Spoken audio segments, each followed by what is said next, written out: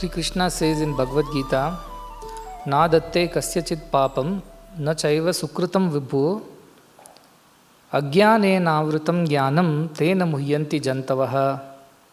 Sri Krishna says, I don't give any sins to anybody and I don't make them suffer for their sins. I don't even give them blessings or happy things for the good they do in the world. I have gone to all pilgrimage places. I have offered all kinds of naivedyam. Whole life I have done so much japas. I have done so much of seva. So Lord should bless me with this, that and everything else. So Sri Krishna says, even for those who do a lot of punyam in their lives, I am not responsible for the good that they experience out of it. For the suffering that one experiences, Krishna says, I am not the one who gives them. Also at the same time he says, even the good things that you experience in life, you may attribute it to Krishna's grace, but I am not the one who gives that. When Krishna is speaking like this, he is speaking from the highest consciousness point of view. That which is Sat Chit, that which is the truth and the awareness. So God, as I said, many definitions are there. One definition that is very correct and is good is satyam, jñānam, anantam. Satyam, it is. Though we don't see with our senses, mind, with all the objects of the world, all instruments of perception, scientific methodology, investigative attitude, whatever we try, we cannot prove it exists through all these things. So how do we know? We know it by experience alone, not by any other means. How do you know you exist? You will say, doctors just now checked my pulse, so heart is beating, therefore I exist. Or how do you know you exist? Just now I saw myself in the mirror, I was still reflecting in the mirror, it means I exist. Or if you still don't believe, what should you do? Ask your friend to give you a slap. It hurts. It means I exist. No, these are all the ways of proving that your body exists. When you go to dream, when you go to deep sleep, who can prove? But you still exist. So that is the asti. The first aspect of the divine self is asti. It exists. That is what is satyam. Sat means that which does not undergo any change. At all times, places, it exists. It will exist, that's why it's called satyam. Asat is that which changes. Today it may be like this, tomorrow it will look like something else. So satyam. Second is jñānam. How is the nature of this truth? Is it like dead, or it is like non-thinking, non-experiential? What kind of truth is that? If you investigate in its nature, the next quality of the truth is jñānam. It is aware, it is conscious. This is prajñānam brahma, it is called. That awareness, the consciousness itself is Brahman. The consciousness with which you experience everything else is Brahman. But consciousness by itself is not going out and experiencing anything. It is there. But because it is there, you are experiencing, your mind is experiencing the world and all the good and the bad that comes out of your actions in the world. And last was anantam. How is it without any end?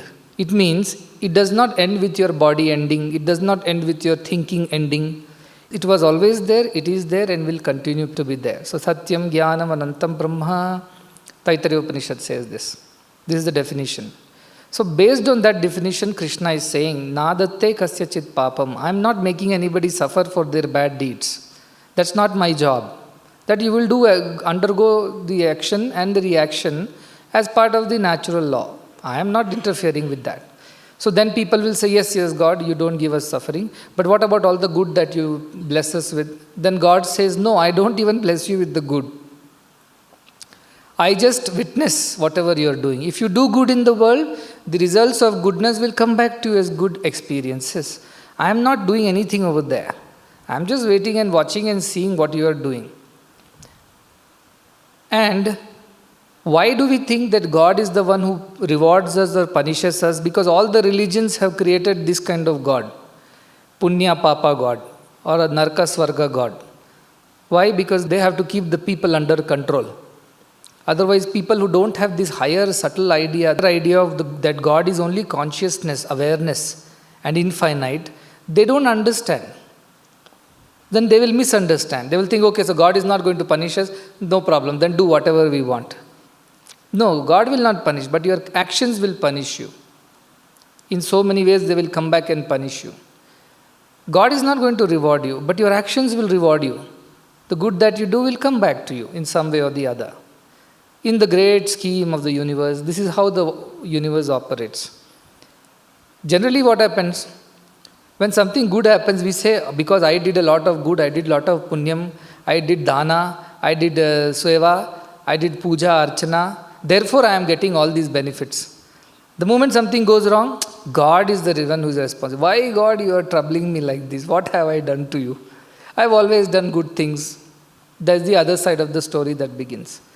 And other people are what? They are very humble. They think all the bad that is happening to me is because of my karmas, I have done it wrong. And all the good that is happening to me is because God is giving me all these good things. So that is the other attitude. The bhukta attitude is what? Bhukta means bhogi attitude. I experience good because of the good that I have done. And I experience difficulty because of this cruel God, merciless, heartless, compassionless God. He is responsible for all my misery. And go and sing songs and break your head in front of God's idol. Why are you torturing me and my children and my family and this and this? That is bhogis, bhukta jivis. Then bhakta jivis are there. Who are bhakta jivis? Who are devotees? They say, no, whatever bad I am experiencing in my life, it is because of some wrong that I have done at some point in time. In fact, God is being compassionate that I am not suffering so much. Devotion to God is like the anesthesia. You are undergoing the problems in life, but then you don't experience the suffering of it. Like, suppose you go to the dentist to pull your teeth out. Tooth pain is one of the worst pains. So, when you go there, if he just takes this instrument and pulls it out like this when you are awake, even in Chandrama people can hear you shouting. But what does this dentist do? He'll take one local anesthesia, he'll give a small injection over here, or whichever methodology he uses, and he will make the whole place numb. So much so that you won't even know that that place exists in your body. And then he will go and extract. Tooth extraction is very difficult. It's so strongly embedded into the skull. Pull that out from the root and replace it with an artificial tooth or whatever. It's very difficult. But then you don't experience any pain because of the anesthesia. So bhakta jivis are like that. What they will say? God has extracted the bad tooth out of my mouth. It's good for me. Otherwise it would have caused infection to me inside, a rotten tooth. Therefore, God is very kind, and also He is so kind because He has put anesthesia and removed it. Actually, God has not done anything. Doctor has done the anesthesia as well as the removal of tooth. But you attribute the painlessness to divine grace. Similarly, when you are bhakta, devotee of God, what happens? Your mind is always absorbed in God. Like Neeraja, who went to take light from Krishna's house and put her finger and forgot about it. Because the devotion to God is like that. What we have to go through difficulties also, we go through it, and because of devotion to God, we don't realize. So if I give you the example of when you wear a shoe and walk, and when you don't wear a shoe and walk, what is the difference? The road is the same. The thorns and the stones on the road are the same. Road is not going to become better. So life is not going to become anything better than what it is supposed to be. But when you wear a shoe and walk, the stones and thorns don't prick you. Don't hurt you. Then you can walk faster and go wherever. If you don't wear a shoe, then it hurts you. So bhakti to God, the bhakta's attitude in life is the other way around. If any difficulties come, they say, yes, I had to go through these difficulties because this is what my karmas were. But God has been gracious. He gave me bhakti, which is like anesthesia, which is like the shoe that I wear. And though I have to walk on the same path, I am able to walk comfortably. Because of God's grace, because of thinking of God, what I am going to get? Not some boons, not some curses. To avoid some curses and to gain some boon, that is not God's work. That will come any which way because of the actions that you undertake in the world. But all the actions are taken rid of buddhi, sarathi. The sarathi is the buddhi. So when buddhi is a good sarathi, good driver, it will take the chariot on the right path. So knowing God, believing in God and thinking of God, it only helps us to develop good buddhi. When buddhi is good, what happens? We avoid bad deeds, we do good deeds. Because of that, we don't have bad results, we only have good results. So can we attribute that, no, God is the reason why I am having good results and not bad results? No. Your buddhi is the reason why you are having good results or bad results. But that buddhi is functioning in tune with God's mind, mahati ātmani, jñāna ātmani. Therefore you are doing good things. But the moment it is your own personal ego, mind comes into picture and buddhi discrimination stops, then indriya artheshu, that's it. Indriya will run behind indriya arthas and you are done. Then you experience good or bad. Suppose indriyas run behind good things, you will experience some good things. If indriyas run behind bad things, you will experience bad results. So Krishna says, when Krishna is saying like that, what is he saying? He is saying from the ātman point of view. That as ātman, as the consciousness within, my job is not to give you papa, punya. I am not sitting here and calculating things. That Yamaraja's department, he is doing. I don't have to do all this. I simply sit and watch. If somebody comes and seeks buddhi, he is blessed with buddhi. And that buddhi helps him or her to do the right things, take right decisions, do the right things in life. And because of that, they experience the results, as good or bad. So mukta jivis are those who don't go to God for anything. They don't ask God for anything. They don't expect anything. Some difficulties have come, God must come and protect me now. They don't have that expectation. Some good things they do, God must reward me now. They don't think that also. What they do, they are there. They just are aware that God exists and God exists within me. He is the Sakshi Bhuta. And whatever we do, we experience. But when we do something bad and suffer, awareness of God gives us the strength to go through the suffering. If we are not aware, then we'll get into all kinds of blame game, curse everybody, blame everybody, even curse our own selves, get into depression, psychological disorders, all kinds of things. But when we think God exists, no, it is under a great big plan, that Chaitanya Shakti is aware what is going on, and whatever is right will happen. With that faith, we continue. Similarly, when anything good happens, we don't go get excited, call for a party, let's all have a party because I have made so much of money, or I have got getting married, or I am having this new development.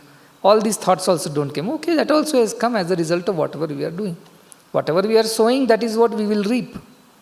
So that is all it is. So if you suffer something, yes, somewhere something that has gone wrong, nevertheless, God's bhakti is giving me the strength to go through it. Something goes right and everything is very nice in life, it does not allow you to become egoistic. You will say, all right, something somewhere has gone right, therefore I am experiencing good things. So in both situations, a mukta jivi is not affected.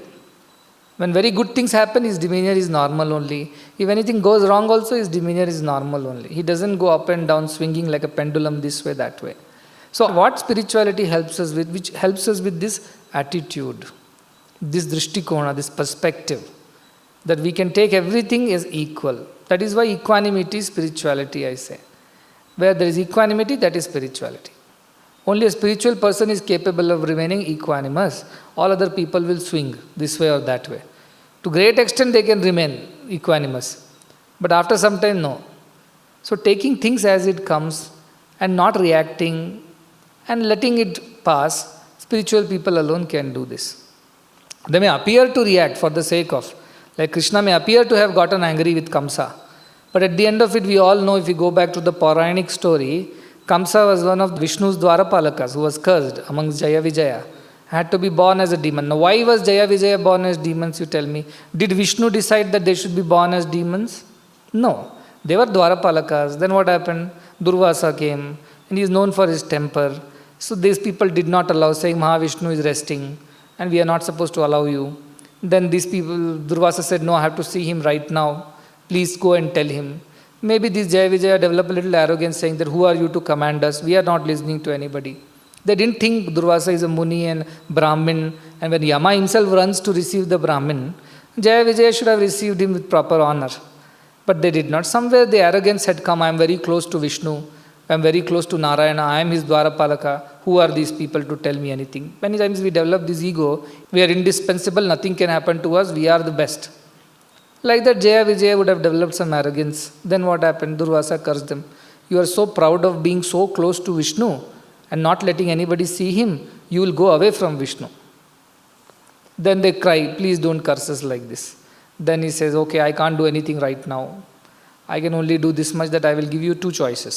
One choice is you will have 7 noble births. And you will be born as noble people on earth.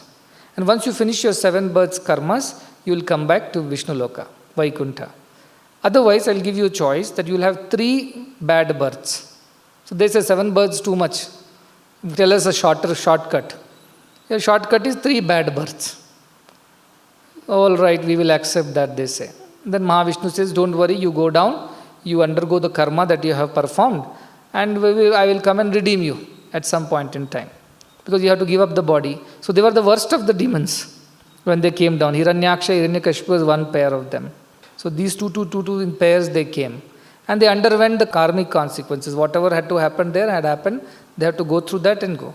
So these Puranas, these stories, and all this is created to bring this sense of discipline in people. The religion has been created that after you die, you will go to hell or heaven, to bring discipline in people. Otherwise, it's very difficult. Otherwise, very difficult to keep children, under control. Keep a society under control. Because all are not capable of these sukshma buddhi to understand the Upanishads and believe that, no, we are ātman and we are not the body and the mind. It's very difficult. General people, 99.999% of the world lives based on fear or greed. Are they afraid of something, so they avoid it? Are they greedy about something, they run towards it. That's why Vivekananda says, man creates things and then either runs towards them or runs away from them. That's all we do in whole of our life. So the idea of why I am saying all these things is that the very fact that whatever we undergo in our life, it is to be attributed to our own selves. You can always remain humble by saying it is God's grace. No problem. That is a good attitude. Better than bhukta attitude is a bhakta attitude. But the highest attitude that one can have is the mukta attitude. That it's whatever comes and goes under a great divine plan, whatever I did, it returned to me. That's all it is. Boomerang, they call it. You throw a boomerang, it will go and come back into your own hands. So whatever you do, it comes back to you. That is why I say world is reflection, reaction and resound. What you speak only, you hear back. What you see, it's a reflection of your own mind. You see good in the world if you are a good person. You see bad in the world if you are a bad person. So what you are is reflecting in the world outside. Reflection. And reaction. Whatever you do, a reaction comes back to you. These are the laws of physics. These are also the laws of metaphysics or spiritual laws. What is the first law? Action is equal to reaction. One action will definitely lead to reaction. If you think you have done it, you have to bear the consequences of it. And everything is reflection, I say. Why? As is your mind, so is the Jagat. A pure mind will see goodness everywhere. A very sattvic and Vedantic mind will see God's presence in everything. When the breeze comes, oh, this is also God in that breeze form. When sun rises, this is also God in sun's form.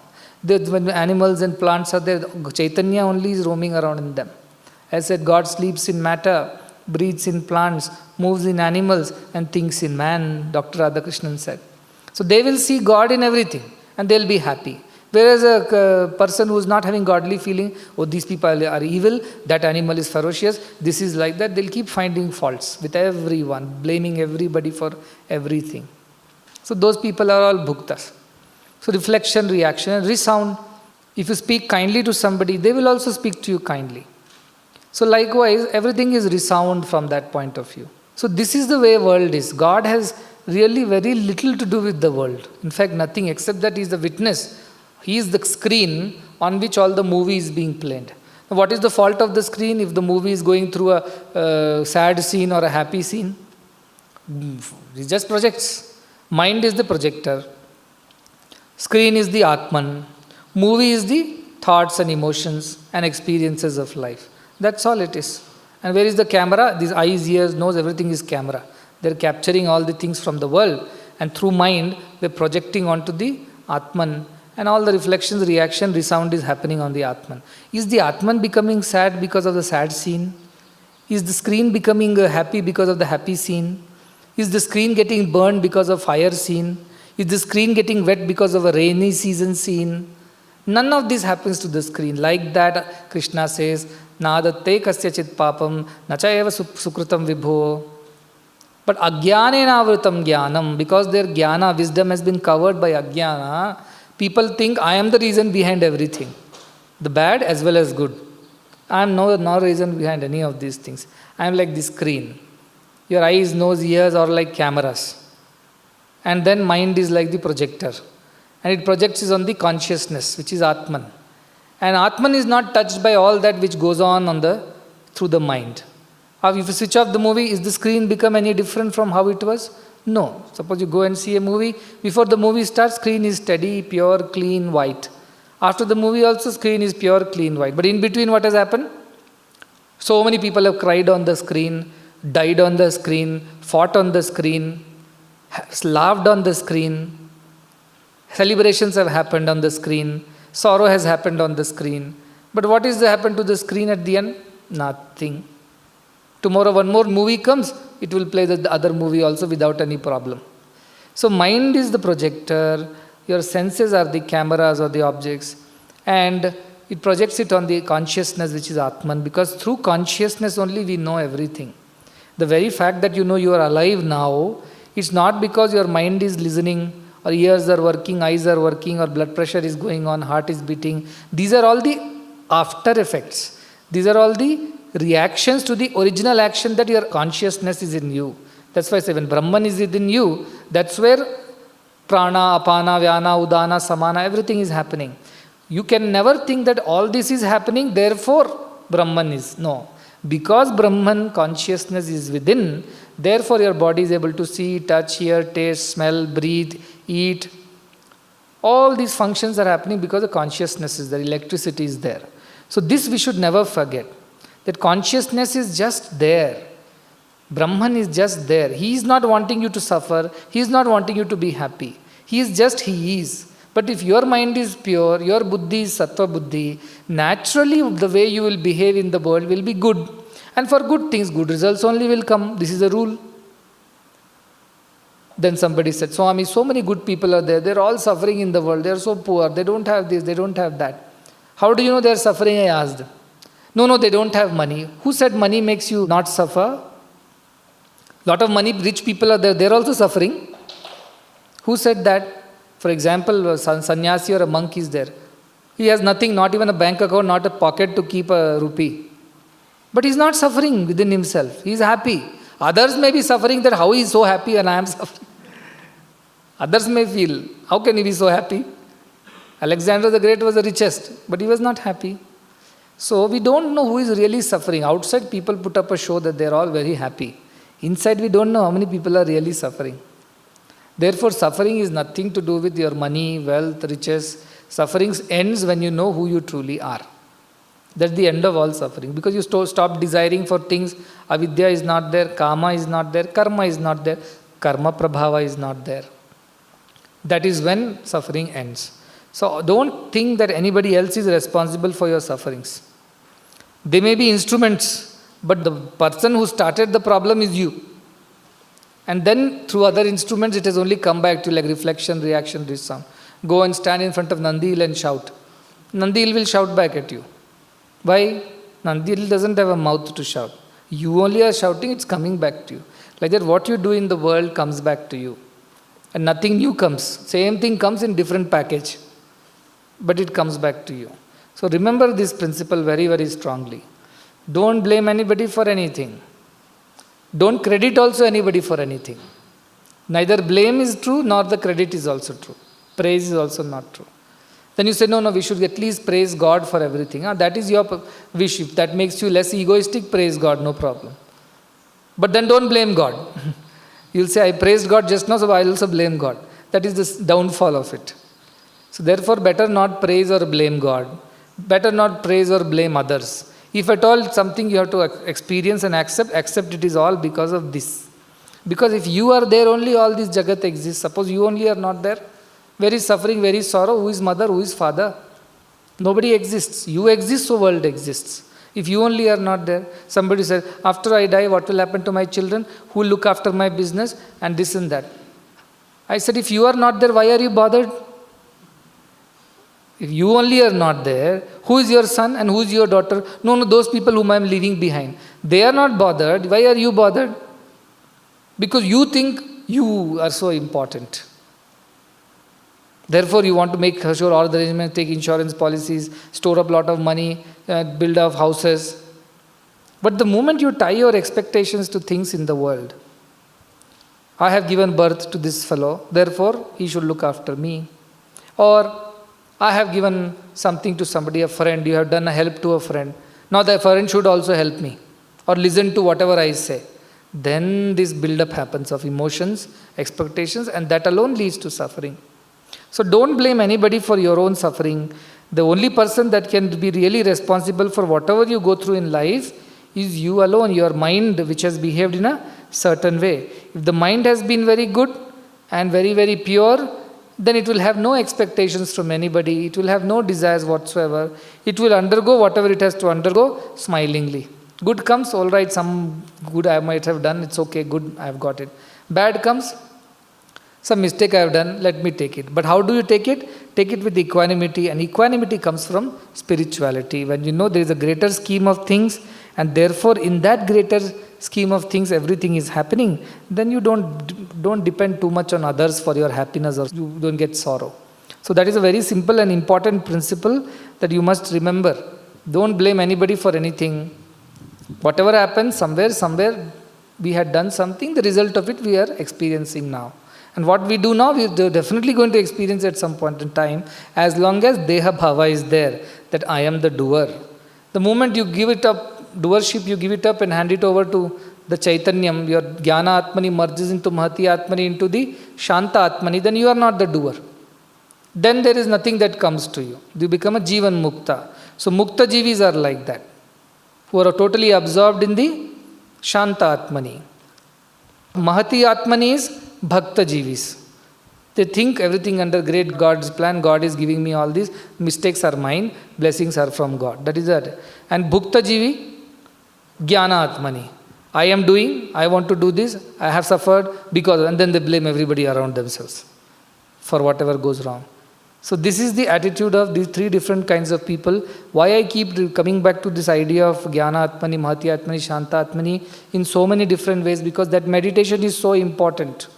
Yached Vang Manasi Prajnaha Tad Yached Jnanam Atmani Mahatini Yached Tad Yached Shanta Atmani. This meditation is so important. So from which level you are operating in your life? Are you operating only as a Vang Manasi level? Then you are done. If you are Roga Jivi, as I said. If you are operating from the Jnana Atmani level, Bhoga Jivis. If you are operating from Mahati Atmani level, Tyaga Jivis or Bhakta Jivis. And if you are operating from the Shanta Atmani level, you are the Yoga Jivi, you are the Mukta Jivis. Otherwise, you are going to accordingly accrue the results of whatever you are doing. Only at Shanta Atmani level, no results are there. That will, no reaction, reflection, resound.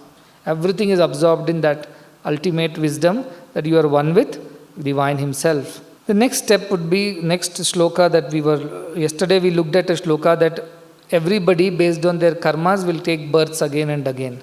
They may appear in different places, or they may appear as human beings or different yonis of animals. The four kinds of people are there. Garbhaja, those who are born from the garbha, like some animals. Andaja, those who are born through eggs. Then Goja, those who are coming or from the earth. Or Bhuja, that is called, from the Bhumi they are born. Or Shvedaja, who are born in moisture. Means in humidity, like bacteria, viruses and things like that. Microorganisms. In all four possible ways, people are born. And beyond these yonis, sthanu manye anusinyanti, we can even be born as immovable things, not inert necessarily, but immovable. What is immovable? A tree is immovable, and stones and earth is immovable. So from that point of view, that also can be their birth. So sthanu manye anusinyanti. So till your birth and death is there, your yatha karma yatha shrutam, what you have heard and learnt, and how you have practiced those things in your life, based on that you will keep getting births after births. And this won't end. This is one secret more that we have learned from this Upanishad. One secret is that Atma exists, And it is available only to those who want Atma and nothing else. Yamayavesha vrunute, tena labhyo.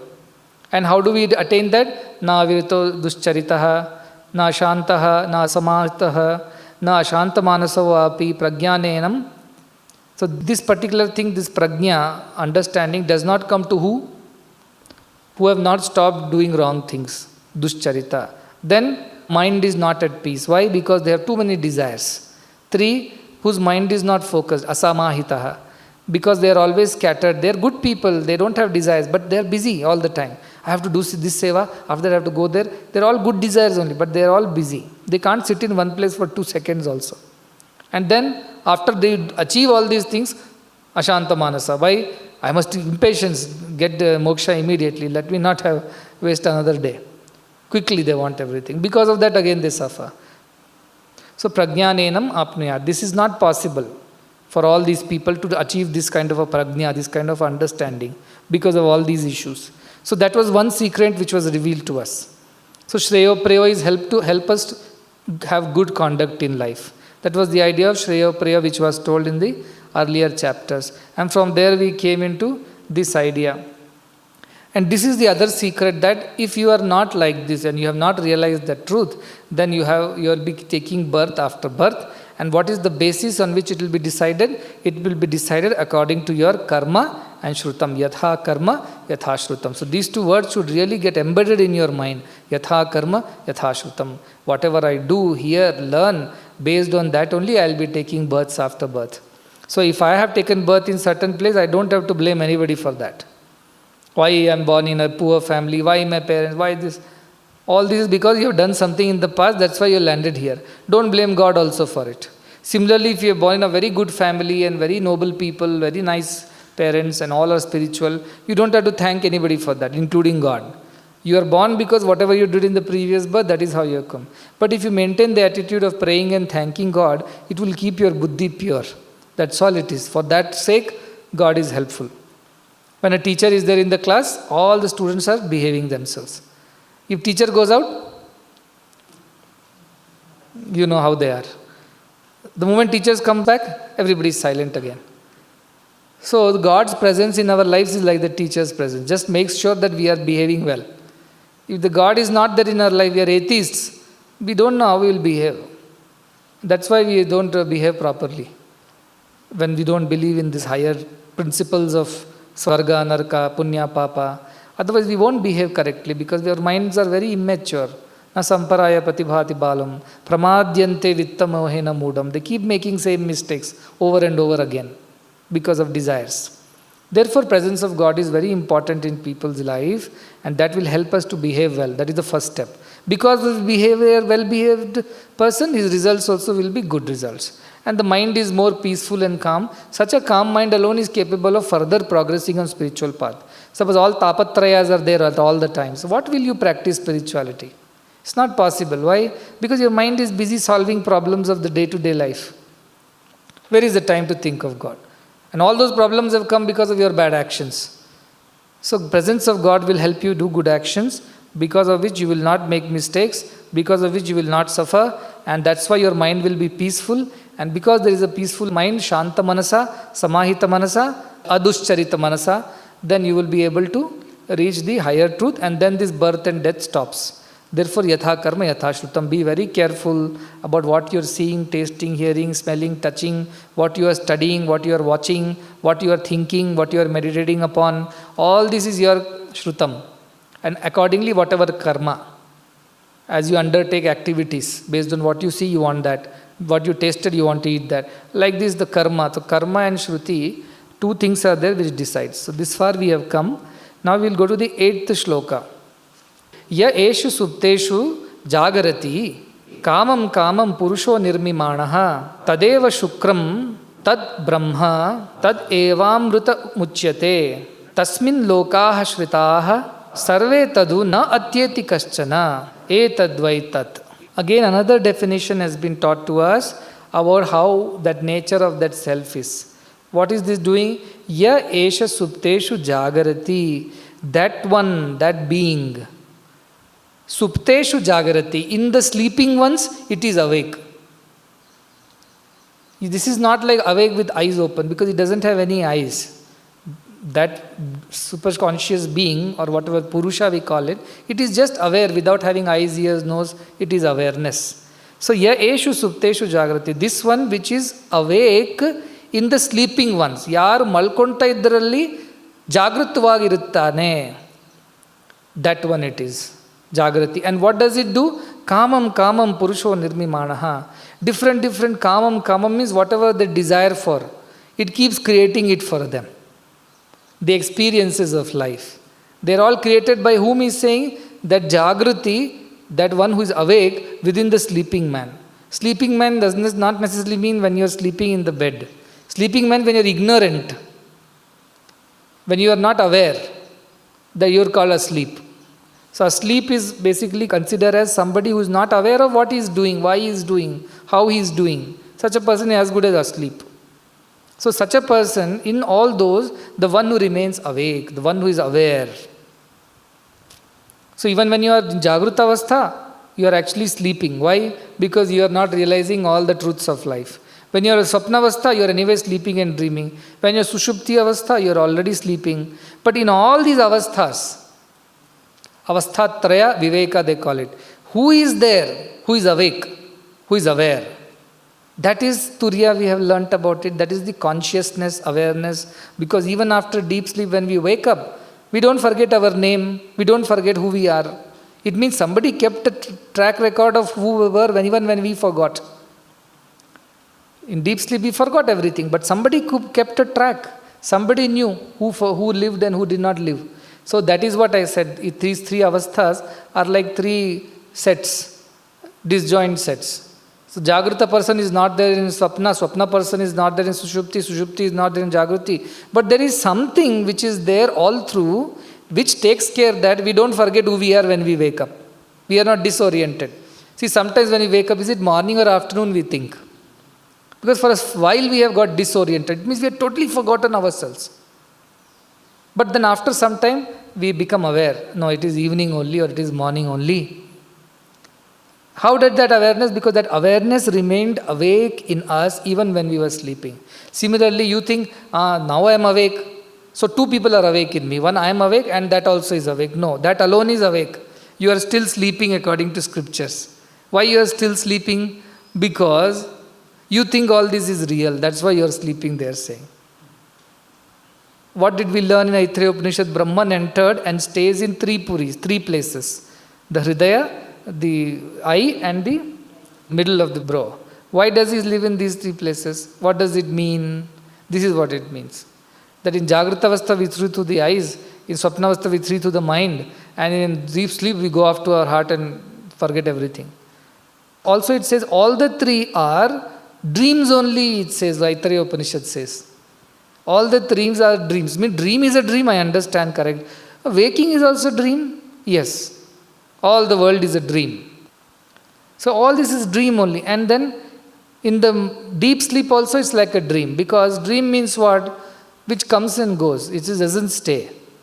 So Jagruta Avastha comes and goes. No, Jagruta Avastha stays. How does it stay? When you go to sleep, where is your Jagruta Avastha? It's gone. Therefore it's like a dream. Asat it's called. It's not true. Because it comes and goes. Then Swapna Avastha also comes and goes. Sushupti also comes and goes. All three come and go. Therefore, they are all asat.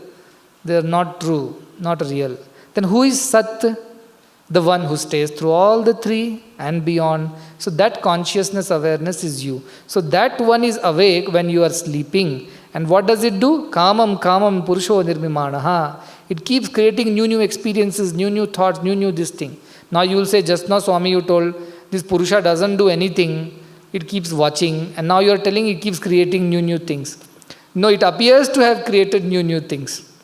Like the screen appears to have brought new characters out of itself. How did the heroine come? She came out of the house. Where was the house? It was in the screen. No, it was not in the screen. It appeared to be in the screen.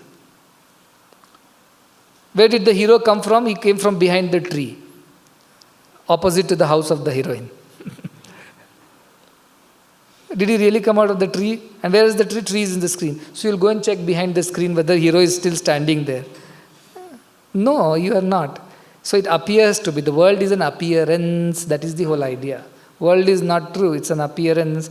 Like in dream, cities are made, kingdoms are made, and people get married, have children, they travel, they eat, they enjoy.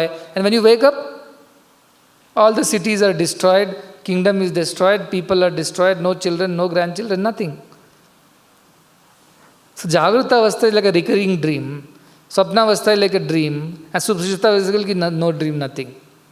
So Jagruta Avastha, you will say, no Swami, how can it be dream? I woke up again in the same place, again the same students were there, again the same thing is happening. Yesterday we were in shloka number this, today we are in shloka number. There is a continuity in this. So you think of this as a special dream. Sometimes dreams are also having continuity. You will see the next episode of the dream when you sleep next. Many times it happens. Those who experience, they got a dream of one particular thing. And next time they sleep, again that same thing comes in their dream. As if it is a continuation of their dream. So likewise, only this is a continuous dream. Every time you wake up, the dream takes over from where it has left, like a serial. That's all the difference is what Vedanta believes in. So he says all these experiences seem to be created by that person. Because unless the screen is there, no projection can happen. If I remove the screen, can you project pictures in thin air? You cannot.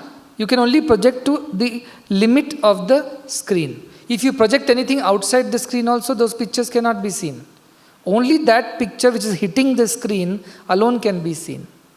So it says that one creates all the experiences. Why? Because like a screen on which everything is playing. Like that on Turiya Avastha, Jagruta Avastha plays, Sushupti Avastha plays, Swapna Avastha plays, like projections. Then what happens? That one which is seemingly creating all these experiences, what does it do? Tad eva shukram, it remains pure. It doesn't become sad because of sad scene, doesn't become angry because of an angry scene, or doesn't get burned because fire is there in the scene. It remains pure. Tad Brahma, that one is Brahman, it is said. That one which seems to be awake all the time in us and creates all the experiences seemingly. But it remains pure, it remains untouched. That one is Brahman, is a definition. And Tad Eva, that one alone is called as Amrutam Uchyate. That one is immortal. Why? Because dream is mortal, Jagrati is mortal, Sushupti is mortal, but this consciousness behind is immortal. The consciousness doesn't get touched by any of these experiences in the three states. It remains immortal. Like the screen remains there. Movies start, get over. But the screen remains. Next day you come, the screen is still there. In the same way, ātman is always there on which all the experiences are playing, and it remains untouched by the experiences. Amrutam, it remains, whereas experiences disappear after some time. That is why its name is satyam, because it remains, everything else goes away. And what else is there? Another quality is tasmin lokaha shritaha, on which all the lokas are dependent. What is a loka? Loka means an experience. Lokan means to experience something, to perceive something. So all the perceptions are dependent on the screen only. Suppose I call you all. Let us all watch a nice movie. We sit down in the hall. Projector has been put, audio has been put, everything is put. Screen is not there. Can we see the movie? All in air. Likewise, tasmin lokaha ashritaha. On that only all our experiences depend on. If that is not there, we can't experience anything. That's why when that leaves, remember last time he said, when that decides to leave, everything leaves. Not what is kimatra parishishyate? What else is left behind? One piece of flesh and bone. That's all is left behind. Nothing is left behind. Mind also leaves after that. Senses also leave. All your memories also leave. Nothing is left behind once it leaves. Therefore, all the experiences of life are actually dependent on the ātman alone, which though projects everything, it remains untouched. The best example is this screen, movie screen. And one more very beautiful quality says, sarve tadu, all these are dependent on that, but na atyeti kaschana, nobody can or nobody can cross it. Nobody can go beyond it. Very true again, if you project, the picture will come only to the limit of the screen, to the edges of the screen. Beyond the edges, if you project anything, it will go in the air. The experience you cannot have. Suppose your projector is not been adjusted properly. Half the screen is covered, other half is getting projected in the air. then what will happen? You will not see the movie properly. Seeing the movie is totally dependent on the screen. Even if you have a camera, even if you have everything and no screen, no, you can't see the movie. Likewise, on it, all our experiences are dependent because that is within us, that Atmic consciousness, we are experiencing the world, either in Jagrata, Swapna or Sushupti state. And none of these states can transcend it. Like projection cannot transcend the screen. Projection can only happen till the edges of the screen. Likewise, only to the extent of these experiences of the world are real. No experience can cross this also. This is the container in which everything is kept. No content can cross the container. Likewise, this is a universal set.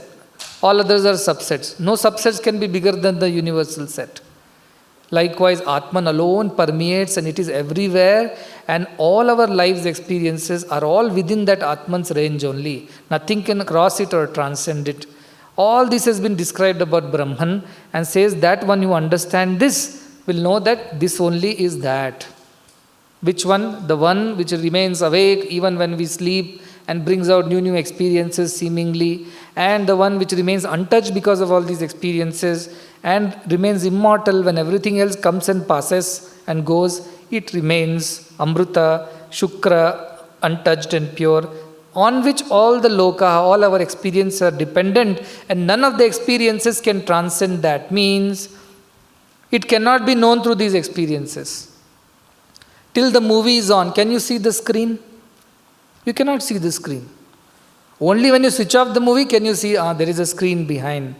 If the movie is running, how much ever effort you put, you cannot see the screen behind the movie. Edge to edge movie is playing, let us say.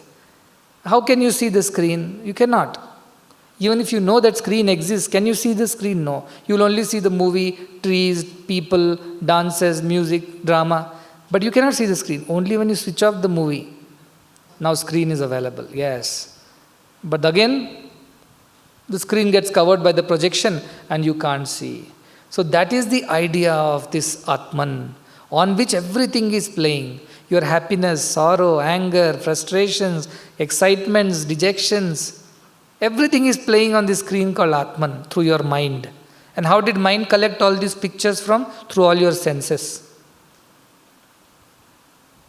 That is how this world is being experienced by you. And like the no projection can transcend the screen, no experience of life can transcend the Atman. It means these experiences are within the limit of Atman. Atman experience is beyond these experiences. So what you say, I am hearing, smelling, touching, tasting. Am I experiencing Atman? In a way, yes. In a way, no. Yes, because Atman is the screen on which you are seeing everything. So because of the screen only you are seeing the movie. So is the screen available to you? Yes. But are you seeing the screen in its purest form? No. That is why in the world, every experience, pratibodha viditam matam, it says, Kathopanishad. See the Brahman in everything, every experience of life. Why? Because without Brahman, we cannot experience all these things. But by these experiences, are we experiencing Brahman in its purest state? No. In a modified state, we are experiencing Brahman. The black picture is a modified screen. Purest screen is Shantatmani. Nothing is happening in that. Therefore, we have to remember that through senses we cannot understand the Brahman. But even senses are functioning because of Brahman only. Movie is functioning because of screen only. But because of movie we cannot understand the screen. Nevertheless, the one who has sukshmaya, sukshmadarshibhihi, agraya buddhihi, they said, very subtle mind, sharp mind, discriminating mind, the one who has, he will immediately know. If the movie is playing, there has to be a screen behind it. People will say, where is the screen? Where is the screen? You may not be able to see the screen right now, but there is a screen behind because the movie is playing. That is the logic. The very fact that you are alive, awake, breathing, moving, talking, eating, sleeping, getting happy, angry, sad, excited, all these are happening because Brahman is there behind all these things. But Brahman is not getting excited, angry, happy, sad and all these things. When you stop being angry, sad, happy and become pure, it means the movie is off. Your mind is switched off. Then you will see the Brahman. That is why all experience of the life is to master the mind. To stop making it see things and stop making it react to situations. Keep it calm and clean. Then there are no projections happening. When no projection is happening, you can see the screen. You can see Brahman in its purest form. So this is the meaning of that. So see Brahman in every experience of life, but you are not able to see Brahman in the purest self. That much only you should know. When you will see Brahman in its entirety, when all these experiences will stop. When your mind gets merged in the ātman, this nama, rupa business stops. What are projections? Nama and rupas. If nama, rupa stop in the mind, mind becomes blank screen like Brahman. No more projections. So the whole effort of Adhyatma is to calm the mind down.